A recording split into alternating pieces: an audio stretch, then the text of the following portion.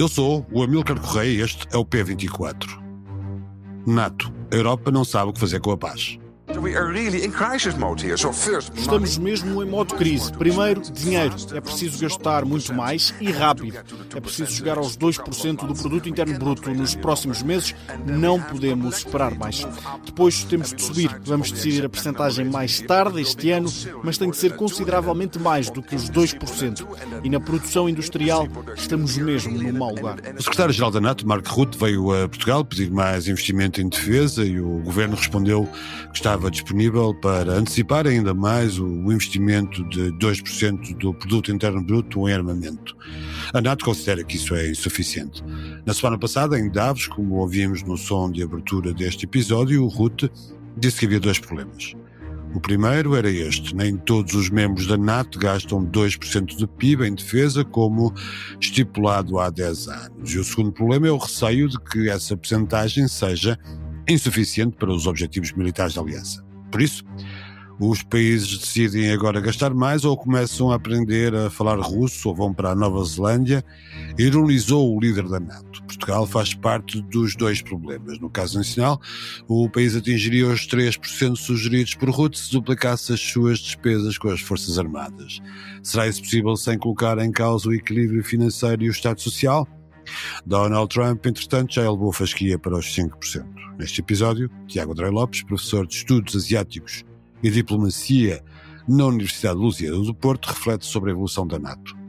Bem-vindos ao P24, o seu dia começa aqui. Tiago André Lopes, bem-vindo novamente ao P24 para nos falar da visita do secretário-geral da NATO, Mark Rutte, em Portugal. O antigo primeiro-ministro dos Países Baixos, obviamente, veio defender um maior investimento militar do país. Portugal comprometeu-se com uma meta de atingir os 2% do PIB em defesa em 2029. O primeiro-ministro admitiu antecipar o calendário, voltou a dizê-lo ontem. Portugal tem condições para fazer esse esforço, sem sacrificar, por exemplo, os serviços públicos essenciais e também resistindo à pressão da própria NATO, que disse logo que essa antecipação do calendário era insuficiente. Essa é a questão maior. Há aqui duas questões. Eu acho que há duas grandes questões de fundo. Primeira questão, se temos ou não temos capacidade para fazer essa alteração, e se faz sentido, porque em bom rigor, quando nós temos países como a Espanha, a Eslovénia, a Bélgica, o Luxemburgo e o Canadá, todos abaixo do 1,5% de gastos de PIB com defesa, é estranho estarmos a querer que os outros países acelerem já para os 3, 3,5%, 4%, o que quer que seja, que venha a ser discutido em Haia. Parece-me que é uma discussão bizarra e pouco frutífera, e portanto o que faria sentido, e aí Donald Trump teria alguma legitimidade, era haver uma espécie de um plano para todos os países numa data acordada, fosse 27, 28, o que quer que fosse, chegarem de facto aos 2%.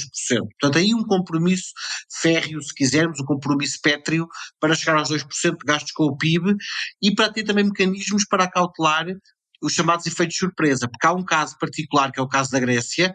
A Grécia gasta neste momento 3,1% do PIB com defesa, mas esse gasto é apenas porque a sua economia neste momento não está a produzir de forma eficiente, ainda não voltou aos níveis de produção pré-crise das dívidas soberanas. Se voltar a ter uma economia com a dinâmica que tinha no pré-crise das dívidas soberanas, vai baixar em princípio para 1,7% do PIB. E, portanto, a Grécia está falsamente no grupo dos cumpridores. É verdade que cumpre, mas é um falso cumprir. E, portanto, eu acho que essa é a primeira dimensão. Segunda dimensão, no caso em particular, o primeiro-ministro de Portugal, Luís Montenegro, seria obrigado a ter que fazer uma de três escolhas. Ou cortar com saúde, ora tendo em conta o estado da saúde e a pasta sensível, até pelo modo como a ministra fragilizou politicamente a pasta, acho que é uma não escolha. A educação, sabemos que é sempre difícil mexer na questão da educação, porque obviamente que tem custos avultados e mesmo assim está suborçamentada, deveria eventualmente ter mais custos. Já se cortou, por exemplo, com investigação e com ciência, o orçamento da FCT é mais baixo do que em anos anteriores. O outro seria cortar com pensões sociais e com prestações sociais. Ora, esse assunto num país com uma demografia cada vez mais envelhecida seria a fórmula mágica para o PSD e o CDS sofrerem uma derrota eleitoral no próximo ciclo. Sim, a solução, a escolha não é fácil. E quando falamos em aumentar a despesa em armamento, significa o quê? Comprar armamento aos Estados Unidos? Essa é a questão maior. Ou seja, Quando nós falamos em gastar mais do PIB, estamos a falar do quê? É uma questão que nós temos que pôr daqui para a frente. No caso de Portugal, por exemplo, é recapacitar os quartéis que estão, grosso modo, abandonados, estão a precisar de manutenção. Basta visitar o país real, sair dos gabinetes em Lisboa, ir visitar quartéis, e eu, felizmente, já visitei alguns, e dá para ver que há um esforço quase sobre-humano que as forças militares vão fazendo, as forças armadas, para manter os quartéis com um estado mínimo de apresentabilidade. E mesmo assim muitas vezes abaixo do que deveria ser o desejável. Depois a questão, por exemplo, de contratar. Como é que se evita a sangria que temos assistido nos quadros militares? Nos últimos anos, em 10 anos, perderam 6.000 homens porque a carreira não é atrativa. Portanto, começar primeiro que tudo por discutir uma vez mais a questão do recrutamento militar obrigatório, recapacitar quartéis e depois vamos comprar ou gastar com quem?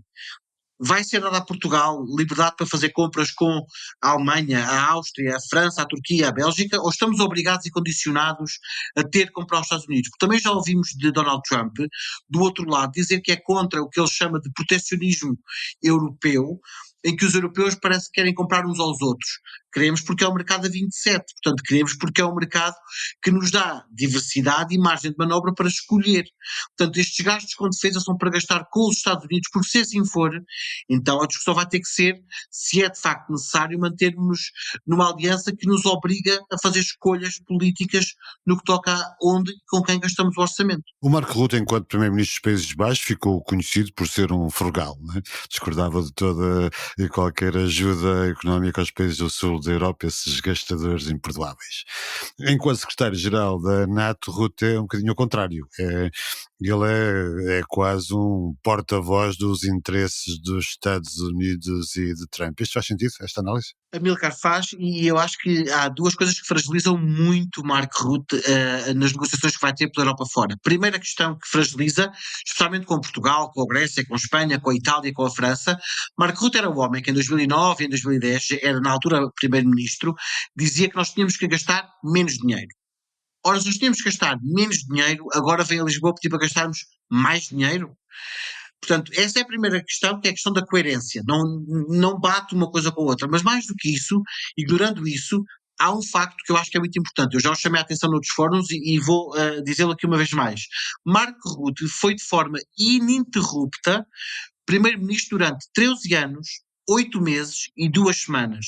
E só em 2024 é que os Países Baixos chegaram aos 2%. E, portanto, não tem credibilidade política, pelo modo como geriu este assunto, para agora forçar os países como Portugal e outros países a alavancarem custos de forma acelerada. Porque ele também não o fez. E eu repito, teve quase 14 anos a governar os Países Baixos, cuja economia não foi tão impactada por crises económicas como a portuguesa, como a grega, como a maltesa, como a irlandesa. Portanto, não faz muito sentido. Além disso, na questão da discussão, vamos assumir que vamos para os 3,5. Não vai ser, mas vamos assumir que vamos para os 3,5. Neste momento, os únicos países que cumprem são a Polónia, a Estónia, os Estados Unidos não cumprem os 3,5, estão nos 3,2. A Estónia está quase lá. E, portanto, há 2 países quase lá e tudo o resto fora. Numa aliança com 32 Estados, parece-me que há que ter cuidado com isto. E há ainda um outro efeito que eu acho que nós ainda todos pensámos muito pouco nisto. Há 2 aliados novos, a Suécia e a Finlândia, que acabaram de entrar. Sendo certo que gastam muito com defesa, especialmente a Finlândia, por causa da fronteira de mais de 1.000 quilómetros com a Rússia, também é certo, e nós sabemos isso da Finlândia, que a opinião pública finlandesa não é muito favorável a esta ideia de dizerem onde é que eles têm que gastar dinheiro, sem haver uma justificação racional. E isto pode levar a que o processo de adesão da Finlândia à NATO, com a cessação das hostilidades que se prevê que possa acontecer este ano, possa ser posto em causa. Pode haver uma parte da opinião pública que vai começar a questionar porque é que nós fazemos parte de uma organização sem bom rigor, envolvida à guerra, nós não fomos atacados. E, portanto, mesmo com as questões que estão a acontecer agora no Báltico e as disrupções com o corte de cabos submarinos, pode não justificar. Portanto, há que ter aqui algum cuidado em acelerar e precipitar uma discussão apenas porque um dos Estados-membros quer que essa discussão se faça, quando os outros Estados-membros têm que lidar com questões como habitação, questões como crises migratórias e, portanto, parece-me que esta discussão vem fora do seu tempo e vem desfasada da realidade. Por um lado, a aliança é militar, por outro lado, ela é política. Qual é que pode ser a evolução desta aliança nas mãos de Trump? O novo presidente dos Estados Unidos será muito mais interessado no seu enfraquecimento e no seu desmantelamento político, deixando apenas uma résquia de aliança militar? Eventualmente vamos ter que começar a discutir o futuro. E era importante discutir o futuro numa outra lógica, Amilcar. Além de olharmos para a questão de Trump, nós não podemos assumir que, findada a sua presidência, que não vai haver sucessores. O movimento Make America Great Again já tem sucessores internos, está bastante entrincheirado. Era importante nós não nos esquecermos que Donald Trump, em 3 eleições, aumentou o número de votos em mais de 12 milhões de votos.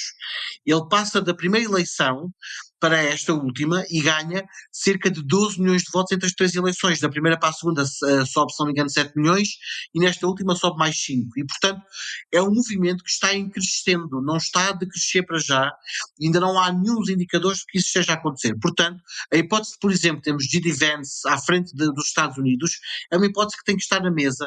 Portanto, nós temos que começar a discutir coisas como se a NATO estiver para ser secundarizada, então se calhar os europeus vão ter que começar a pensar em mecanismos de segurança europeia efetivamente, dentro do chapéu da União Europeia, e vão ter que começar a pensar se vale a pena ou não estar dentro da NATO. Se valer a pena, vamos ter que pensar que quando houver o aumento da despesa com defesa, é para gastar onde, como e porquê. Porquê é que interessará aos croatas uma operação especial na Somália? Porquê é que interessará aos eslovenos uma intervenção como tivemos no passado recente no Afeganistão? Porquê é que interessará aos suecos irmos para o Iraque? Porque nada disto é Atlântico. Portanto, a não ser que a NATO se cingisse ao seu objeto core, que é garantir a segurança dos seus aliados e garantir boas relações no Atlântico Norte, e eventualmente uma discussão sobre um alargamento para o Atlântico Sul, olhando para o Brasil, por exemplo, isso é uma outra discussão. Se não for para fazer isso, então os europeus têm que, de forma séria, e não estas discussões atabalhoadas com ideias lançadas a vulso por pessoas como Macron, discutir de facto segurança europeia. Queremos ou não queremos, se queremos, como é que vamos fazer, onde é que se vai centrar, qual é o seu propósito, se é defensivo, se é reativo, se é proativo. Agora, essa discussão não pode ser feita à pressa, não pode ser feita apenas para remendos, e a ser feita, tem que ser feita de forma transparente. A opinião pública europeia tem que saber, quando for votar nos seus ciclos eleitorais internos, quanto é que os seus líderes querem gastar com defesa. Há uma crise de liderança óbvia na Europa que irá ficar provavelmente mais patente e gritante a partir das eleições alemãs e eventualmente as presidenciais no futuro francesas, que poderá dar aqui uma reviravolta total a isto. Como é que vê as declarações de Mark Rutte, segundo as quais ou compramos armas, aprendemos a falar russo ou emigramos para a Nova Zelândia? Tiago, qual das 3 hipóteses é que acha que é preferível para nós todos? Eu acho que aprender línguas não faz mal a ninguém. Portanto, russo, árabe, chinês, ninguém morre por aprender línguas. Acho que esta instrumentalização do medo, neste momento, curiosamente, joga ao contrário. Nós vimos os vários fóruns que existem em Portugal, espaços como o P24, espaços como programas de rádio na Antena 1, por exemplo, ou na TSF, e é interessante que a opinião pública já não está muito galvanizada por essa ideia do medo, da Rússia que vai chegar até Lisboa. Portanto, a ideia do medo teria funcionado no primeiro ano de guerra, admito que sim, nesta fase nós já não estamos aí, Marco Rutte não perceber isso parece-me que é preocupante. Há aqui algum autismo social da sua parte. Esse é um problema. Acho que, acima de tudo, há uma crise de liderança efetiva, ela pode ficar pior, não só pela Alemanha, mas eu acho que, acima de tudo, o resultado do que sair da Roménia é muito indicador do que está a acontecer no leste da Europa, porque anulámos uma eleição, não explicámos muito bem porque é que anulámos a presidencial, mas não anulámos a legislativa. Portanto, ficou muita coisa por explicar e as sondagens deste momento são francamente reveladoras. O candidato da extrema-direita tem 14 pontos de vantagem sobre o candidato do centro-direita e direita, que é um candidato de ligação, e portanto isso já é muito revelador do que está a acontecer nessa geografia. Eu acho que há uma crise de liderança, mas acima de tudo houve uma tentativa de simplificar o mundo. Havia um lado que era a luz, um lado que era as trevas, e nós jogávamos de um lado, e porque estávamos deste lado podíamos fazer tudo. E o que já percebemos é que as coisas são muito mais complexas do que isso, é no cinzento que se vai jogar, vamos ter que fazer cedências, e acima de tudo o que as declarações de Mark Rutte, e não só Mark Rutte, von der Leyen e Kaja Kallas alinham no mesmo discurso, mostram, é que os europeus não sabem neste momento o que fazer com a paz. Nós não temos um plano para a paz. Nós tínhamos um plano para continuar a gastar dinheiro para manter a guerra ativa, mesmo que a opinião pública já não esteja para aí virada. O estudo do YouGov, que saiu em dezembro do ano passado, que fez uma sondagem com 7 países, o único país que dizia que a opinião pública estava disponível para gastos permanentes na ajuda à Ucrânia era a Suécia, com 50%, portanto era meio-meio, e depois tínhamos países como a Itália que não chegavam sequer aos 14%. E, portanto, a opinião pública já virou, já está muito mais a olhar para questões internas do que questões externas, mas as lideranças europeias não. E querem forçar este assunto por via da instrumentalização do medo. Eu acho que isso já não cola e nós temos que perceber uma coisa. Os ciclos políticos na Europa têm 2 limites. Há um limite temporal e há um limite programático. Mas também tem uma outra coisa, precisam da legitimidade popular. Ora, se a opinião pública está virada para outros assuntos, os líderes estarão fatalmente talhados para olhar para esses assuntos. À exceção da extrema-direita na Europa, deve-se acima de tudo este desligamento entre os partidos tradicionais e a aspiração da opinião pública. Tiago, foi um prazer tê-lo aqui de novo no P24. Obrigado.